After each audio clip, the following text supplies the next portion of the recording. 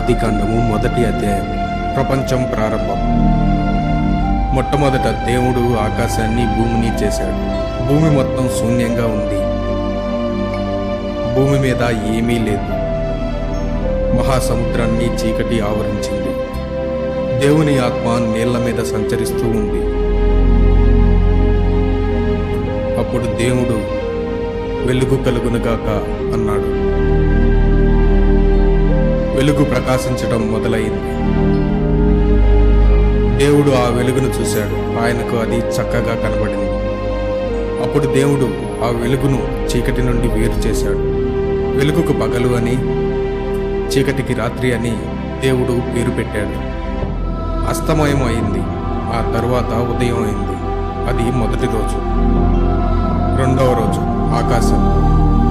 అప్పుడు దేవుడు జలములను 2 భాగాలుగా చేయుటకు అంతరిక్షం ఉండునుగాక అన్నాడు. కనుక దేవుడు అంతరిక్షాన్ని చేసి నీళ్లను వేరుపరిచాడు. ఇక్కడ అంతరిక్షం అంటే హీబ్రూ భాషలో గాలి అని అర్థం. కొంత నీరు గాలికి పైగాను, కొంత నీరు గాలికి కిందనూ ఉంది.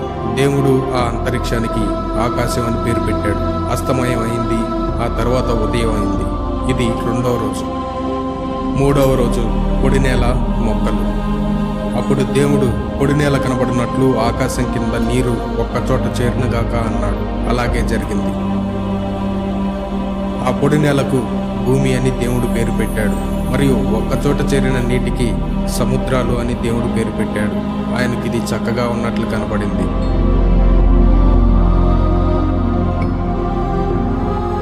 అప్పుడు దేవుడు భూమి గడ్డిని, ఆహార ధాన్యపు మొక్కలను, ఫలవృక్షాలను మొలిపించునుగాక.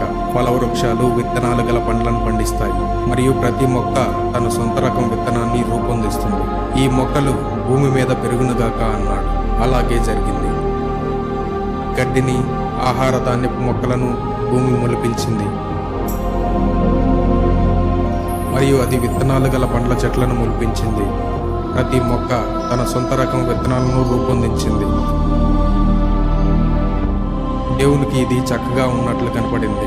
అస్తమయం అయింది. ఆ తరువాత ఉదయం అయింది. ఇది మూడవ రోజు.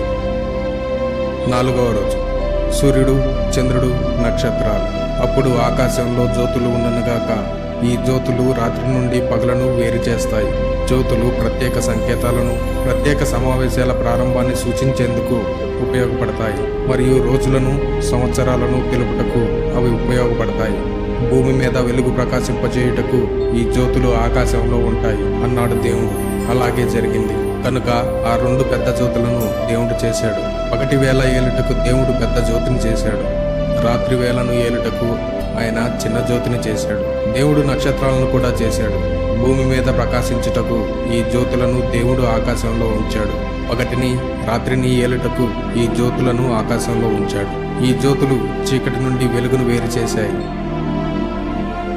దేవునికి ఇది చక్కగా ఉన్నట్లు కనపడింది. అస్తమయం అయింది. ఆ తరువాత ఉదయం అయింది. ఇది 4వ రోజు. 5వ రోజు చేపలు, పక్షులు. అప్పుడు నీళ్లు అనేక ప్రాణులతో నిండిపోవునుగాక. మరియు భూమికి పైగా గాలిలో ఎగురుటకు పక్షులు ఉండునుగాక అన్నాడు దేవుడు. కనుక దేవుడు సముద్రపు జంతువులను చేశాడు. సముద్రంలో సంచరించే ప్రతి ప్రాణిని దేవుడు చేశాడు. సముద్రంలో జంతువులు ఎన్నో రకాలుగా ఉన్నాయి. వాటన్నిటినీ దేవుడు చేశాడు. ఆకాశంలో ఎగిరే ప్రతి రకం పక్షిని కూడా దేవుడు చేశాడు. మరియు ఇది చక్కగా ఉన్నట్లు దేవునికి కనబడింది. ఈ జంతువులను దేవుడు ఆశీర్వదించాడు. అవి అనేక పిల్లల్ని పెట్టి సముద్రాలు నిండిపోవాలని దేవుడు వాటితో చెప్పాడు. అస్తమయం అయింది. ఆ తర్వాత ఉదయం అయింది. ఇది 5వ రోజు. 6వ రోజు భూజంతువులు, మనుషులు. అప్పుడు దేవుడు భూమి అనేక ప్రాణులను చేయునుగాక.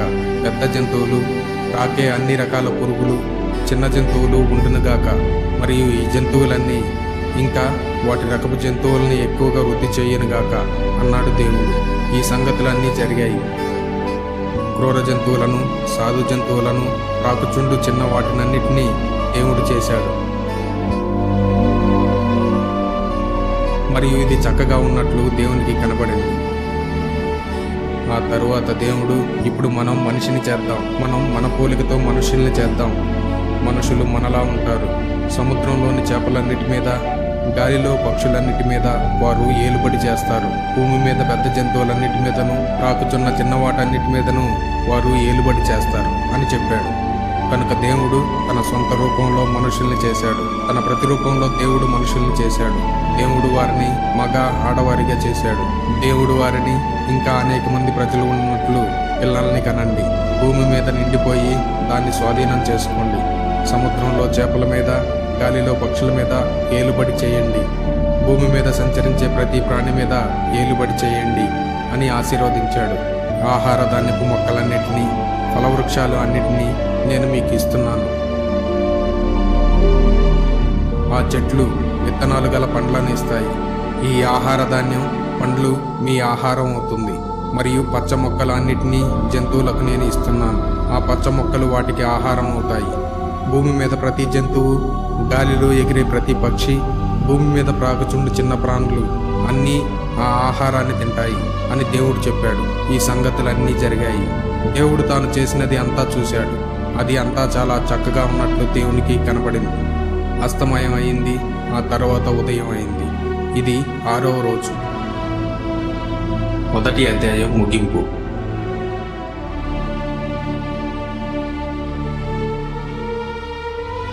కనుక భూమి, ఆకాశం, వాటిలోని ప్రతిదీ పూర్తయింది. ఆదికాండము 2వ అధ్యాయం. 7వ రోజు విశ్రాంతి. దేవుడు తాను చేస్తున్న పని ముగించాడు. కనుక 7వ రోజున దేవుడు తన పని నుండి విశ్రాంతి తీసుకున్నాడు. 7వ రోజును దేవుడు ఆశీర్వదించి దానిని పవిత్ర దినంగా చేశాడు. దేవుడు ప్రపంచాన్ని చేసినప్పుడు జరిగించిన పని అంతటి నుండి ఆ రోజును విశ్రాంతి తీసుకున్నాడు కనుక ఆ రోజును ఆయన ప్రత్యేకమైనదిగా చేశాడు. మానవ జాతి ఆరంభం. ఇదే భూమి, ఆకాశం చరిత్ర. భూమిని, ఆకాశాన్ని దేవుడు చేసినప్పుడు జరిగిన సంగతుల్లో విషయం ఇది. భూమి మీద మొక్కలు ఏమీ లేవు. పొలాల్లో ఏమీ పెరగడం లేదు. అప్పటికి ఇంకా ఎక్కడ మొక్కలు మొలవలేదు. అప్పటికి భూమి మీద ఇంకా వర్షం యెహోవా కురిపించలేదు. మొక్కలను గురించి జాగ్రత్త తీసుకునే ఏ మనిషి అప్పటికి లేడు. భూమి నుండి ఆవిరి ఉబికి నేల అంతటినీ తడిపింది. అప్పుడు యెహోవా దేవుడు నేల నుండి మట్టిని తీసుకుని మనిషిని చేశాడు. మనిషి నాసికారంధ్రాలలో జీవవాయువును దేవుడు ఊదగా మనిషి సజీవుడయ్యాడు.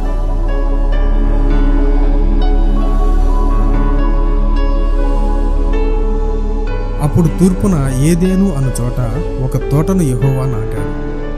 యెహోవా దేవుడు తాను చేసిన మనిషిని ఆ తోటలో ఉంచాడు.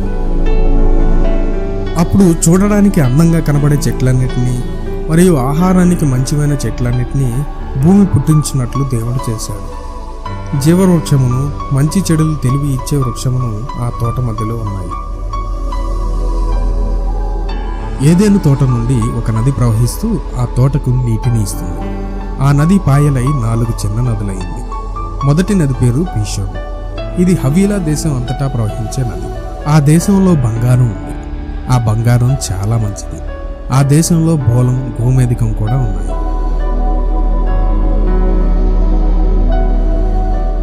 రెండవ నది పేరు గీహోను. ఆ నది కూషు దేశం అంతటా ప్రవహిస్తుంది.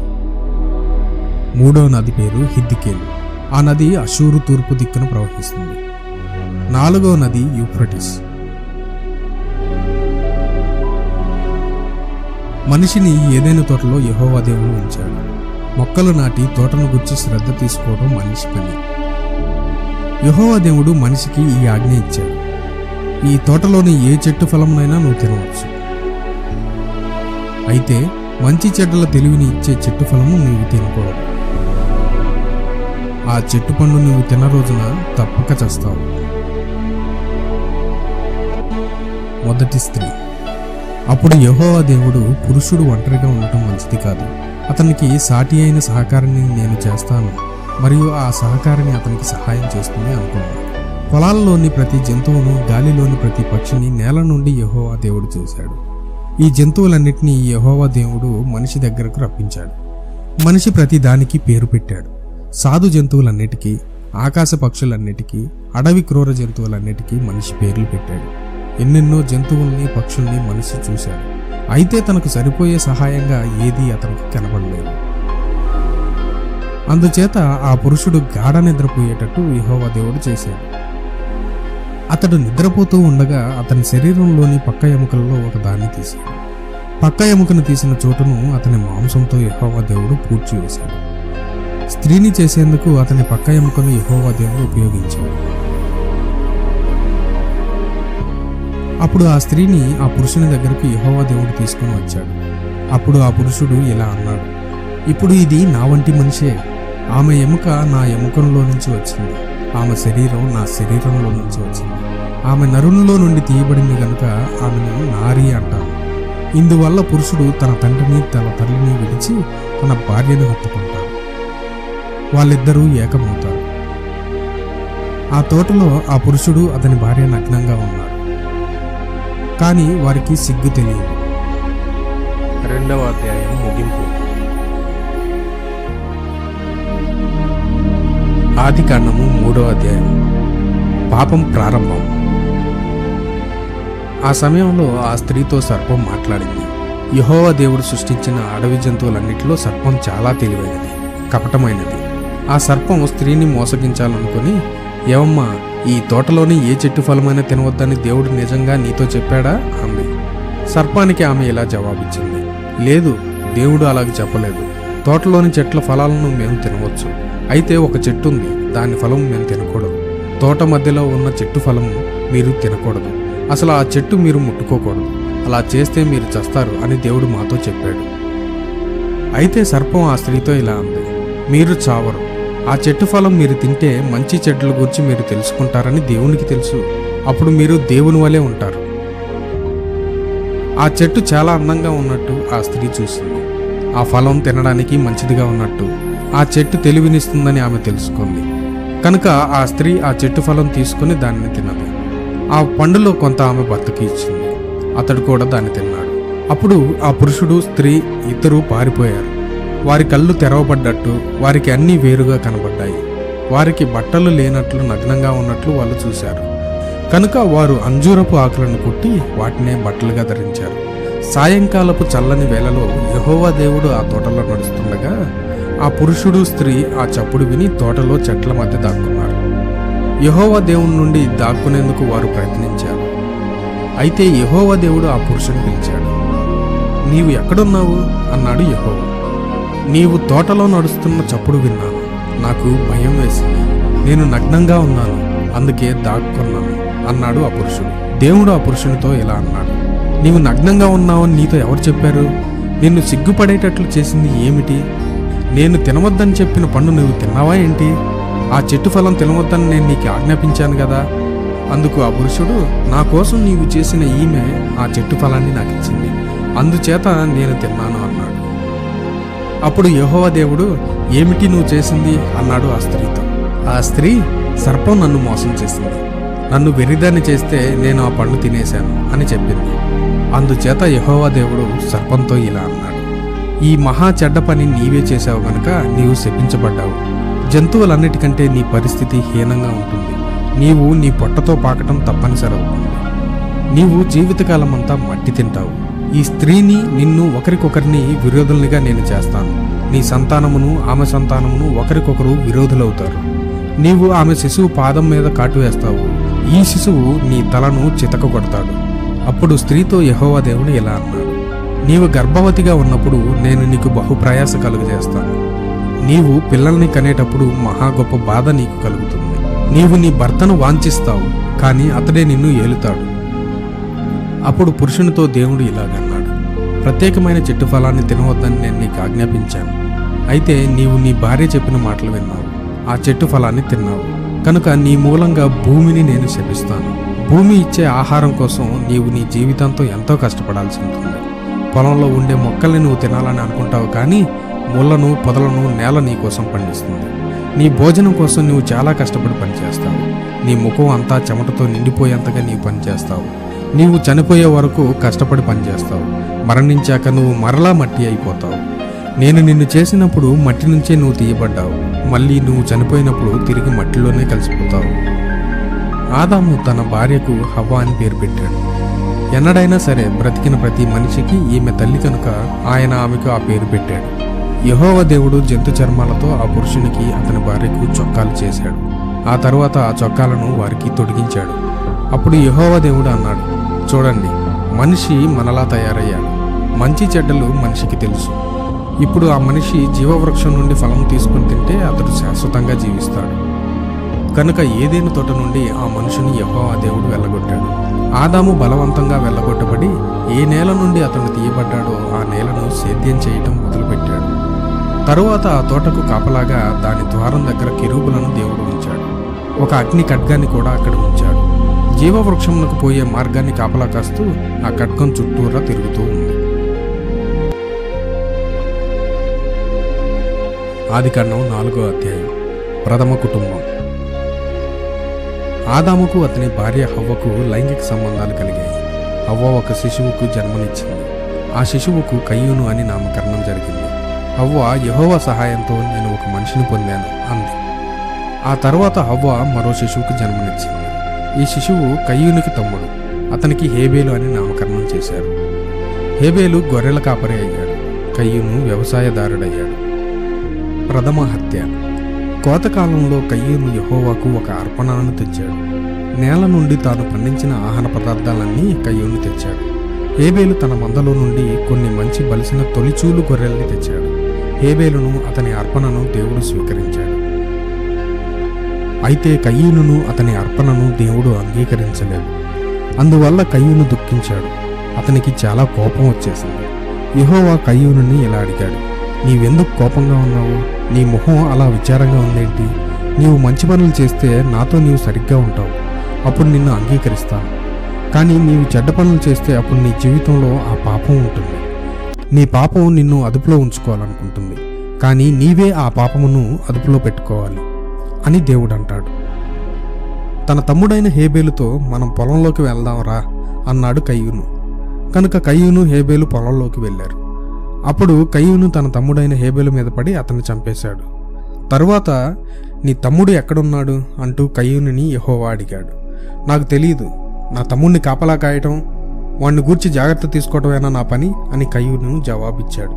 అప్పుడు యెహోవా ఇలా అన్నాడు, నీవు చేసిందేమిటి? నీవే నీ తమ్ముడిని చంపేశావు. నీ తమ్ముని రక్తం నేల నుండి నాకు మొరపెడుతూ ఉంది. నీవు నీ తమ్ముడిని చంపావు. నీ చేతుల నుండి అతని రక్తాన్ని తీసుకోవడానికి భూమి నోరు తెరుచుకుంది. భూమి మీద నుండి నీవు శపించబడ్డావు. ఇది వరకు నీవు మొక్కలు నాటుకున్నావు, అవి చక్కగా పెరిగాయి. కానీ ఇప్పుడు నీవు మొక్కలు నాటినా నీ మొక్కలు ఏపుగా ఎదగటానికి నేల తోడ్పడదు. భూమి మీద నీకు ఇల్లు కూడా ఉండదు. ఒక చోట నుండి మరొక చోటకు నీవు తిరుగుతూ ఉంటావు. అప్పుడు కయ్యూను, ఇది నేను భరించలేని శిక్ష.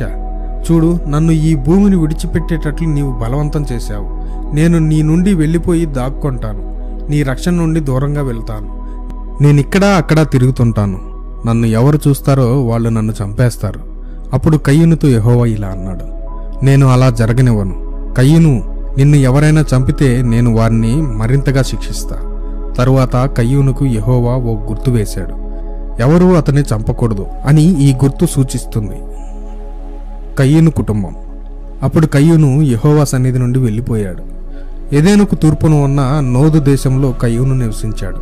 కయ్యూను తన భార్యతో కలిసినప్పుడు ఆమె గర్భవతి అయి హనోకు అనే కుమారునికి జన్మనిచ్చింది. కయ్యూను ఒక పట్టణం కట్టించి తన కుమారుడైన హనోకు పేరును దానికి పెట్టాడు. హనోకుకు ఈరాదు అనే కుమారుడు పుట్టాడు. ఈరాదుకు మహూయాయేలు అనే కుమారుడు పుట్టాడు. మహూయాయేలుకు మతూషాయేలు అనే కుమారుడు పుట్టాడు.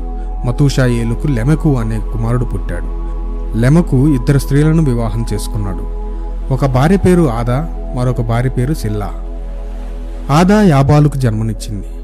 గుడారములలో నివసిస్తూ పశువులను పెంచుట ద్వారా జీవనోపాధి సంపాదించుకునే ప్రజలందరికీ యాబాలు తండ్రి. ఆదాకు యూబాలు అనే మరో కుమారుడు ఉన్నాడు. యూబాలు యాబాలు సోదరుడు. సితారాను పిల్లనగ్రోవిని ఊదేవారందరికీ యూబాలు తండ్రి. సిల్లా తూబల్కి ఈనుకు జన్మనిచ్చింది.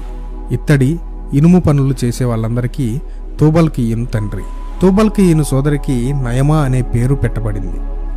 లెమెకు తన భార్యలతో ఇలా అన్నాడు: ఆదా, సిల్లా, నా మాట వినండి. లెమెకు భార్యలారా, నేను చెప్పే సంగతులను వినండి. ఒకడు నన్ను గాయపరిచాడు కనుక నేను వాణ్ణి చంపేశాను. ఒక పిల్లవాడు నన్ను కొట్టగా నేను అతన్ని చంపేశాను. కయ్యూనును చంపినందుకు శిక్ష చాలా అధికం కనుక నన్ను చంపినందుకు శిక్ష మరి ఎంతో అధికంగా ఉంటుంది.